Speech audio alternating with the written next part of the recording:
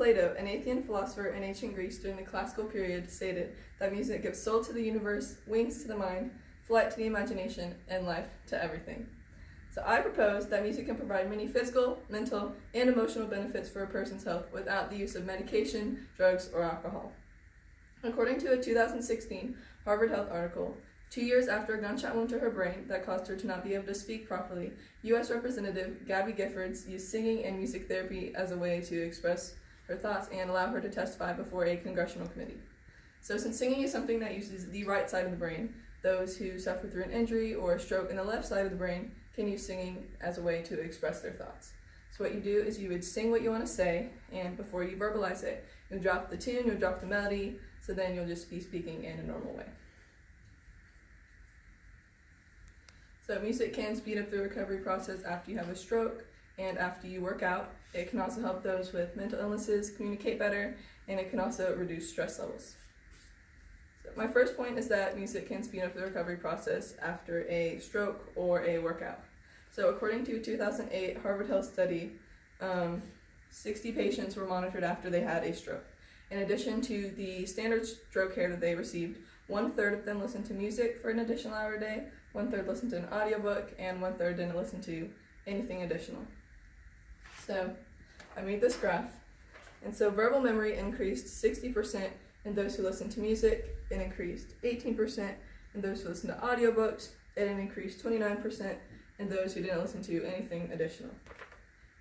And the focused attention, which is the brain's ability to perform mental operations, increased by 17% in those who listened to music and 0% in those who listened to no additional thing and those who listened to audiobooks.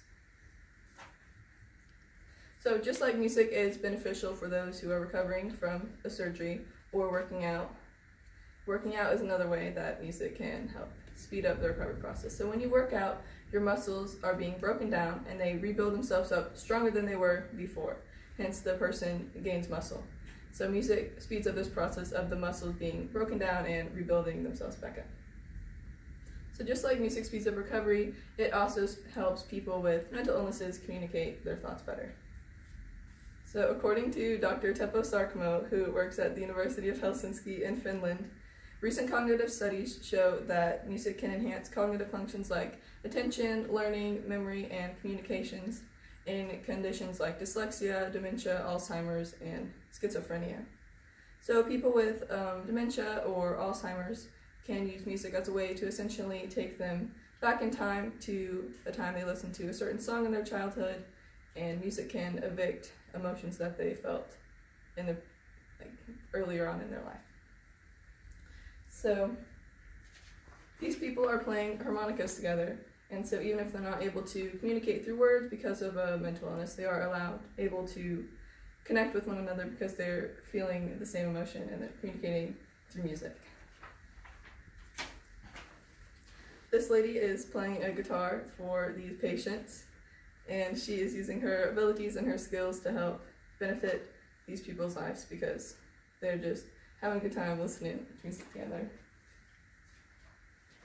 And these two people are listening to headphones, so while they're not verbally talking to one another, they're still connecting because they're listening to music together, they're feeling the same emotion that the music can evict. So mental illnesses can cause stress not only in those who have the mental illness, but also the family and friends of those who do. So that's my third point, how stress and anxiety is another thing that music can lower and reduce. So everyone has stress in their lives, whether that be through work or school or friends, whatever it is, stress and anxiety are stuff that people face on almost a daily basis.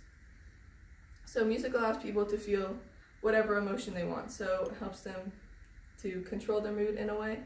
So if you're feeling sad, you can listen to a sad song and just cry it out, or you can listen to a happy song with a more upbeat tempo and try to change your mood from sad to happy. Just whatever works for the person. It's normally just a personal choice, whatever music they want to listen to. And playing music is another good example of how to express your thoughts and emotions. So we have a piano or even a guitar, whatever you just like, whatever you happen to have. Even if you don't have any instruments in your house, you can always just take some sticks or even your hands and just like bang on a table or on your lap, or you can try to beatbox like your favorite rapper or whatever you like to do. And singing is another way people can express their emotions. Well, not everyone is gifted with the ability to sing. Everyone still can if they'd like to. So in conclusion, many studies show that music can aid in recovery, and music can help speed up recovery process after you work out or after you have a stroke.